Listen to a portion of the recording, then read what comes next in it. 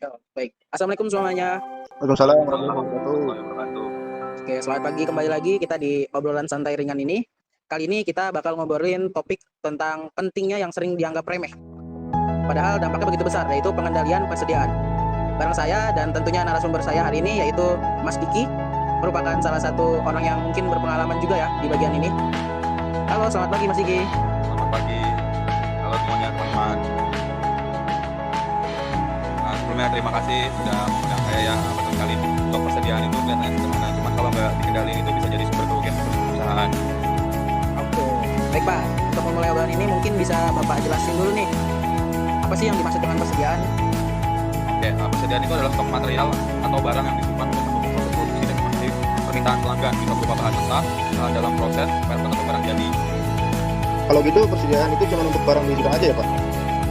Enggak juga, fungsinya lebih luas. Seperti yang pertama itu misalkan proses produksi, yang kedua membeli pilihan barang untuk pelanggan, yang ketiga mendapat diskon kuantitas, dan keempat mengantisipasi kenaikan harga di masa depan. Dan tentu saja biar operasional nggak berhenti karena kekurangan bahan. Baik Pak, dengan materi yang seperti ini nih, yang kita lagi obrolin nih, bisa dijelasin nggak sih berbagai kategori dan jenis persediaan itu Pak? Bisa. Biasanya itu ada 6 kategori utama. Yang pertama itu lot size inventory, yaitu beli atau produksi barang dalam jumlah besar untuk efisiensi. Yang kedua itu persediaan pengaman, stok cadangan untuk jaga-jaga. Yang ketiga persediaan antisipasi, stok buat musim ramai. Yang keempat itu dalam proses. Yang kelima itu proses pengiriman. Yang keenam itu persediaan berlebih. Jenis biasanya itu raw material, yang kalau stok ya raw material, barang setengah jadi, atau bahkan barang untuk perawatan atau MRO. Oh, seperti itu. Nah, biasanya ada nih yang suka bikin pusing, yaitu biaya.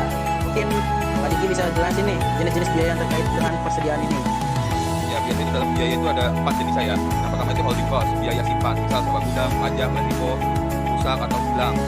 Yang kedua itu ordering cost, biaya pemesanan, dokumen, pemeriksaan dan lain sebagainya. Yang ketiga itu setup cost, biaya penyimpanan mesin atau ganti produk. Yang keempat itu shortage cost, rugi karena stok habis, termasuk kehilangan pelanggan. Itu yang paling fatal sih. Berarti kalau lost sale itu masuk ke kategori shortage cost ya Pak? Betul. Kayak misalnya contoh nih, harga jual 500.000, biaya produksi 300.000, maka setiap stok kosong kita akan kehilangan resiko cuma 200.000. Belum termasuk kerugian nama baik dan kehilangan pelanggan. Itu yang paling fatal namanya. Oke nih, terkait cara mengendalikan persediaan. Gimana sih cara perusahaan itu bisa tetap kontrol persediaan tapi nggak ribet gitu Pak? Gimana? Biasanya itu salah satunya pakai analisis ABC. Barang A nilai tinggi, jumlah sedikit, kontrol ketat. Barang B nilai sedang, barang C nilai rendah, jumlah banyak, kontrol longgar. Dan juga biasanya pakai cycle counting, hitung stok secara rutin. Bukan berarti harus lahir tahu, jadi tidak perlu menghentikan produksi untuk hitung stok barang. Oh, seperti itu Pak. Baik, mengenai biaya pemesanan dan setup ya, kan dibahas tuh biaya setup. Contohnya tuh seperti apa sih Pak? Contohnya itu kayak misalnya pemesanan bahan baku, biaya konsumsi, telepon, email, pengurai dan dokumen, pemeriksaan saat barang datang, pengaturan pembayaran.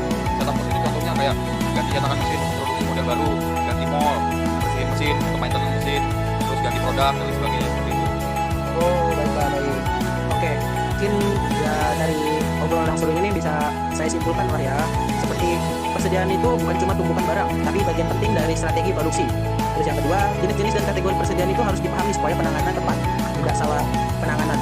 Ketiga, itu biaya dalam persediaan banyak jenis kan, yaitu harus dikontrol agar perusahaan tidak rugi secara diam-diam. Dan terakhir, kita menggunakan analisis ABC dan cycle counting sebagai strategi kontrol yang efisien dan tidak mengganggu proses produksi.